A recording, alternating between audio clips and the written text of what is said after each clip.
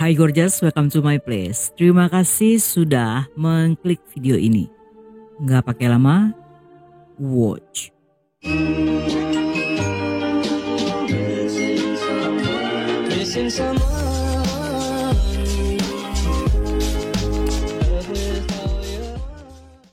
Pagi hari di tanggal 22 Maret 2005, Kepolisian Kota Lisu, Guangzhou menerima panggilan dari seorang wanita yang sambil menangis mengatakan jika putrinya telah tewas. Ketika polisi tiba di TKP yang berada di sebuah apartemen, mereka menemukan wanita bernama Wang itu sedang berada di kamar mandi sambil memangku jasad seorang wanita muda. Polisi pun berusaha menenangkan dan membawanya duduk di ruang tamu, yang menurut wanita berusia 50 tahun itu, sang putri bernama Ying akan segera menikah dan Wang memberikan apartemen tersebut sebagai hadiah pernikahan. Ying bekerja sebagai kasir di sebuah perusahaan besar. Dia cantik, ramah, dan tidak mempunyai masalah dengan siapapun. Saat ini Ying sibuk mempersiapkan pernikahan yang akan diadakan beberapa hari lagi. Dia telah bertunangan dengan seorang pria bernama Wu, yang merupakan seorang pegawai dari sebuah perusahaan besar. Namun karena ditugaskan ke Shanghai, sehingga Wu tidak bisa selalu bersama sang kekasih untuk membantu pernikahan. Sehingga saat itu, Ying meminta bantuan pada sang ibu untuk mempersiapkan segalanya.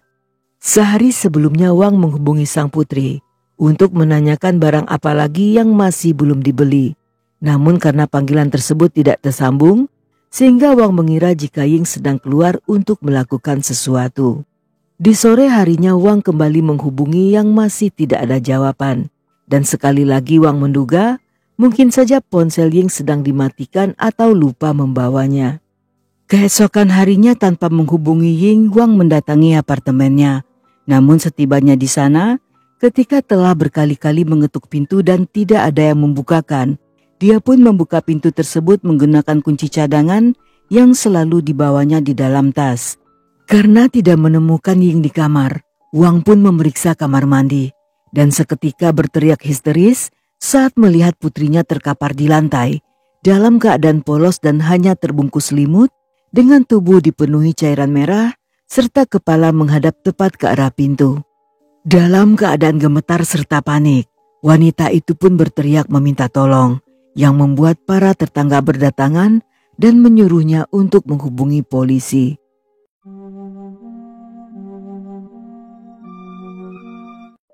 Menurut forensik, pada jasad Ying terdapat adanya tanda-tanda pelecehan, serta 2 buah luka dalam pada paha bagian kiri, serta bekas ikatan di tangan dan kaki. Selain itu lehernya dicekik menggunakan 2 buah syal, serta kantong plastik hitam yang menjadi penyebab akibat sesak nafas. Tubuh serta area kewanitaannya telah dibersihkan, yang di sana pelaku telah menyebabkan beberapa kerusakan parah. Pada pemeriksaan di dalam kamar yang berantakan, polisi menemukan noda darah di pinggir tempat tidur, yang di atas semua noda tersebut bertaburan banyak saus tomat dan juga garam. Sepertinya pelaku berusaha menyamarkan noda darah dengan mengolesinya menggunakan kedua benda itu. Walaupun polisi tidak menemukan adanya tanda-tanda pembobolan pintu, namun mereka melihat ada jejak-jejak kaki yang menempel di balkon apartemen Ying di lantai 4. Saat itu polisi meyakini jika pelaku memanjat pipa gas yang terhubung ke dapur apartemen milik Ying. Untuk sementara waktu, polisi menduga jika hal ini merupakan perbuatan perampok. Tetapi menurut para tetangga, mereka tidak pernah mendengar suara keributan seperti orang berkelahi, teriakan minta tolong, atau barang-barang yang dibanting, seperti yang terjadi pada kasus perampokan pada umumnya. Namun polisi memiliki asumsi sendiri dan menduga hal itu bisa saja terjadi karena kemungkinan pelaku adalah orang yang dikenal oleh korban. Berdasarkan hasil otopsi, forensik menyatakan luka di kaki Ying akibat penganiayaan. Walaupun lukanya tidak fatal, tetapi terdapat banyak memar di sekujur tubuh.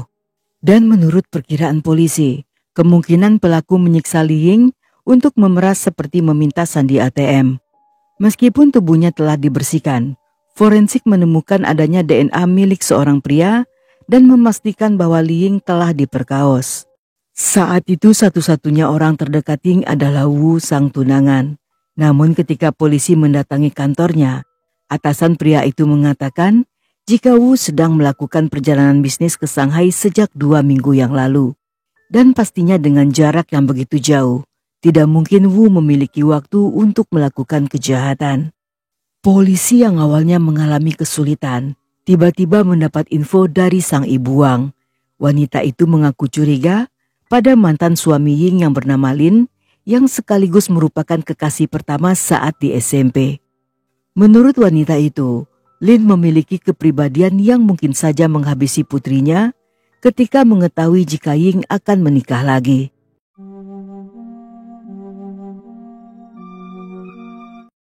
Ying yang cantik merupakan anak kesayangan bagi orang tuanya. Banyak pemuda menyukainya, yang salah satunya adalah Lin. Mereka mulai berkencan sejak SMP, dan setelah lulus SMA, Lin yang tidak cerdas memutuskan untuk tidak kuliah dan memilih menjalankan bisnis kecil-kecilan dengan modal dari keluarganya.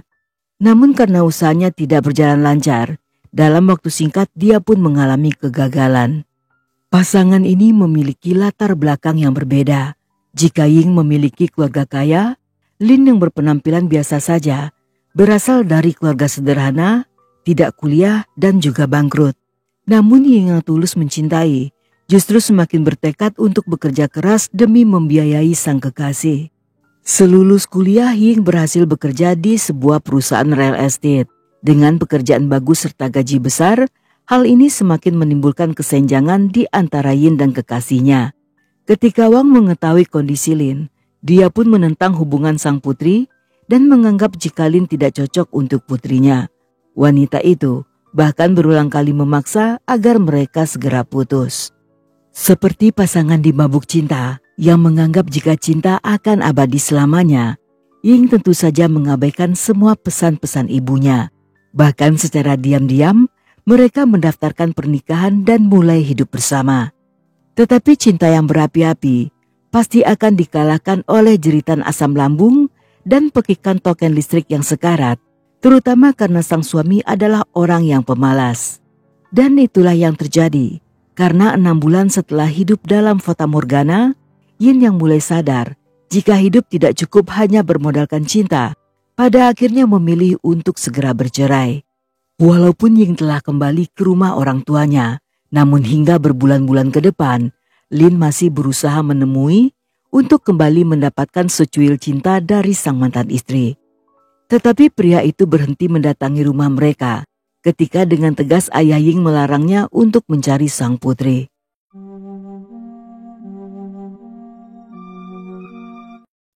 Berdasarkan informasi tersebut, polisi pun menghubungi ponsel Lin yang tidak ada jawaban. Tidak ingin menunggu lama, mereka pun mendatangi rumah kontrakannya, yang setibanya di sana Lin tidak ada di rumah. Karena polisi curiga jika pria itu telah melarikan diri, mereka pun mulai melakukan pencarian dengan memeriksa jalan raya, terminal, serta stasiun kereta api. Karena Lin masih belum ditemukan, sehingga beberapa orang polisi ditugaskan untuk mengawasi rumah pria itu. Keesokan harinya, ketika Lin yang baru pulang melihat polisi berada di depan rumah, dengan sikap tenang dia pun mulai bertanya, apakah mereka di sana untuk menyelidiki tentang kematian mantan istrinya. Pertanyaan tersebut tentunya membuat polisi kaget, karena berita tewasnya Ying belum beredar secara publik. Menurut pria itu, sejak semalam ponselnya dalam keadaan lowbat. Saat itu dia sedang berada di tepi sungai untuk menenangkan pikiran sambil menikmati suasana malam. Karena saat itu dia minum bir dalam jumlah banyak, sehingga dia pun tertidur dan tidak tahu jika ponselnya kehabisan baterai. Dalam perjalanan pulang ke rumah, dia mendapat telepon dari salah seorang teman SMA yang memberi kabar tentang tewasnya Ying. Hal itulah yang membuatnya tidak kaget ketika melihat polisi berada di depan rumah. Dengan wajah sedih Lin mengatakan jika penyebab perceraiannya karena ibu Ying tidak suka dengan hubungan mereka.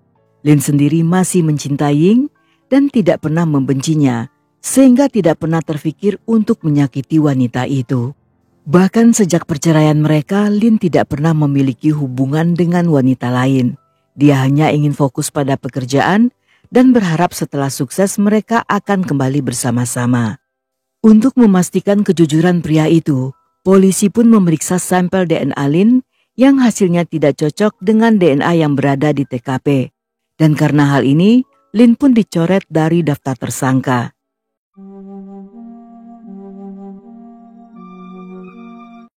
Karena di gedung tersebut belum dipasangi kamera CCTV, sehingga penyidikan berjalan cukup lambat. Dan 3 hari sejak jasad Ying ditemukan, polisi yang belum menemukan petunjuk di hari itu kembali memeriksa TKP. Mengingat jika pelaku memasuki apartemen dengan cara memanjat pipa gas, mereka pun mulai memeriksa keseluruhan hingga area luar gedung. Dan beberapa jam setelahnya, dalam jarak 30 meter dari gedung tersebut, polisi menemukan kartu ATM milik Ying yang di atasnya terdapat noda darah. Dan setelah diperiksa, noda tersebut cocok dengan DNA milik Ying. Dengan adanya temuan ini, polisi pun memeriksa riwayat transaksi serta aktivitas di rekening milik Ying, yang di sana tercatat pada tanggal 21 Maret. Semua isi rekening yang merupakan uang hadiah dari pernikahan ibunya telah ditarik oleh si pelaku. Dari rekaman CCTV ATM, tampak penarikan sejumlah 44 juta dilakukan oleh seorang pria berkacamata. Namun karena kualitas rekaman yang kurang jelas, polisi pun mengirim video tersebut untuk diperbaiki dan setelahnya mencetak foto si pelaku.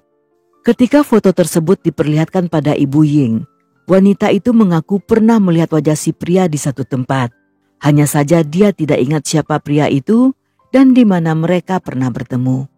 Saat foto yang sama ditunjukkan pada teman dekat Ying, seketika wanita itu mengenalinya sebagai teman mereka semasa SMA bernama Goyu. Dan menurutnya, Goyu adalah pria berhati lembut yang sudah sejak lama menyukai Ying. Setelah mengetahui identitasnya, polisi pun segera mendatangi rumah pria itu dan berhasil menangkapnya saat Goyu baru pulang dari warnet. Saat itu Goyu memakai baju yang sama seperti yang terekam dalam CCTV. Dan berdasarkan hasil pemeriksaan, sidik jari serta DNA-nya dinyatakan cocok dengan yang ada di TKP.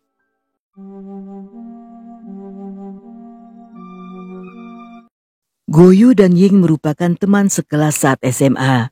Sejak pertama kali melihat gadis itu, seketika Goyu jatuh cinta dan terobsesi. Karena Ying sangat populer, hal ini membuat Goyu yang rendah diri tidak memiliki keberanian untuk mendekati.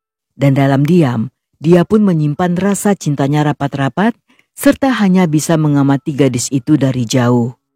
Goyu bahkan masih menyimpan foto kelulusan mereka, yang dalam buku diari, pemuda itu menuliskan jika foto-foto tersebut merupakan satu-satunya foto dirinya bersama sang pujaan. Dan setelah 10 tahun berlalu, obsesinya masih tidak pernah memudar. Sejak kelulusan mereka, pemuda itu selalu mencari kabar terbaru tentang Ying.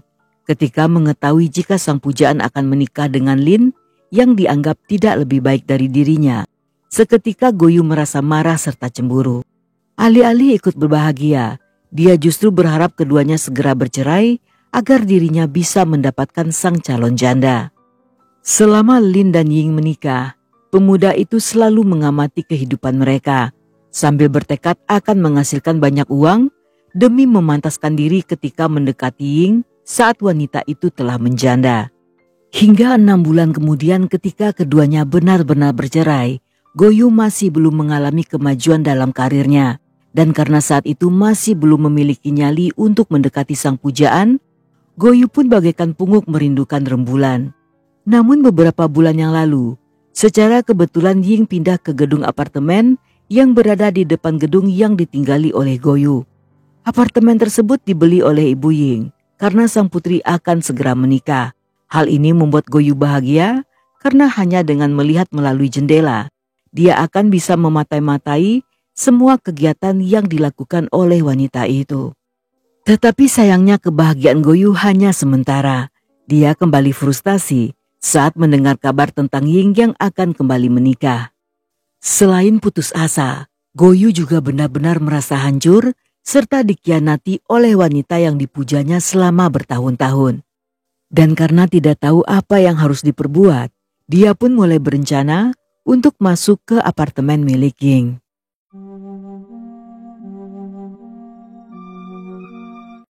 Di tanggal 21 Maret sekitar jam 2 dini hari, dengan menggunakan tali serta selotip, Goyu pun memanjat gedung apartemen dan naik ke balkon unit milik Ying. Setelah meninggalkan sepatunya di balkon, dia masuk melalui jendela yang tidak terkunci sambil berjalan ke arah Ying yang sedang tertidur lelap. Dengan tenang Goyu mulai mengikat tangan serta kaki Ying yang membuat wanita itu terbangun dan tampak kaget melihat teman sekelasnya ada di sana. Namun karena takut, Ying yang tidak berani berteriak, saat itu hanya berbisik sambil bertanya apa yang sedang Goyu lakukan di rumahnya. Mengetahui Ying terbangun serta masih mengenalinya, Goyu yang panik seketika menusuk paha Ying menggunakan sajam dan setelahnya meminta kartu ATM beserta nomor sandinya. Pada awalnya Ying tidak mau memberitahu, tetapi ketika sekali lagi Goyu menusuk pahanya, wanita itu pun memberikan sandi tersebut dengan harapan akan segera dibebaskan. Tetapi dugaan Ying salah, karena setelah mendapatkan keinginannya, Goyu justru membiarkan wanita itu dalam keadaan terikat, dan dia pun segera pergi untuk mengosongkan isi ATM tersebut, sebelum akhirnya kembali ke apartemen Ying. Ketika Goyu mengikat Ying, tiba-tiba muncul perasaan yang membuat otong mungilnya bergejolak, sehingga saat kembali berada di apartemen, dia pun pergi menuju dapur untuk mengambil botol kaca yang dipukulkan ke kepala Ying. Melihat Ying yang telah pingsan, dia pun mulai memperkaos serta menyiksa wanita itu secara berkali-kali yang pada akhirnya membuat Ying tewas karena dicekik. Goyu tentunya sangat menikmati momen-momen tersebut, di mana dia yang tadinya pria blow-on dan culun, tiba-tiba muncul perasaan kendali yang sangat kuat, terutama ketika melihat Ying yang menangis sambil memohon belas kasihan. Untuk menghilangkan barang bukti, dia memandikan jasad Ying di kamar mandi yang dibawa dengan cara diseret dan ditinggalkan di sana sendirian. Setelahnya Goyu pun menaburkan saus serta garam yang bertujuan untuk menyerap serta menutupi bau darah. Selang beberapa menit kemudian, sambil membawa ponsel serta dompet milik Ying, Goyu pun meninggalkan apartemen tersebut setelah mengunci jendela dan keluar melalui pintu. Di awal kasus-kasus terjadi sebelum polisi menemukan tersangka, ada beberapa wartawan yang meliput kejadian tersebut dengan melakukan wawancara di sekitar gedung apartemen Ying, yang dalam rekaman serta tayangan TV juga terlihat kehadiran Goyu di tengah kerumunan warga yang dengan wajah tanpa dosa, dia tampak berdiri di tengah sekelompok orang. Dalam sebuah wawancara, dia mengaku memilih untuk melenyapkan Ying dengan cara yang begitu kejam, karena dia terlalu mencintai dan tidak rela jika sang pujaan menikah dengan orang lain, yang menurut banyak orang, cinta Goyu merupakan penghinaan terbesar bagi arti cinta yang sesungguhnya. Pada persidangan akhir yang dilakukan di tahun yang sama, Goyu divonis dengan hukuman mati atas dakwaan kejahatan tingkat 1, termasuk perampokan serta memperkaos, dan pria itu menjalani eksekusi pada tahun 2006 dengan cara ditembak.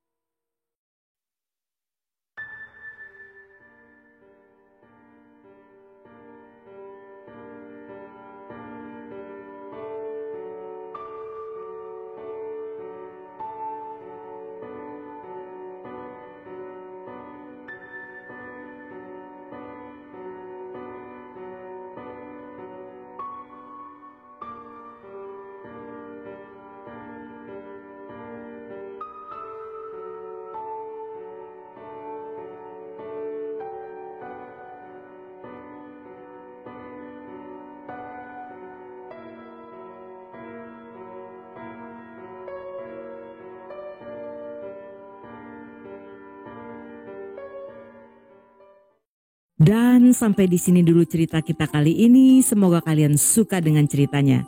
Buat yang masih betah hingga akhir, thank you, love you, have a nice day, and then see ya.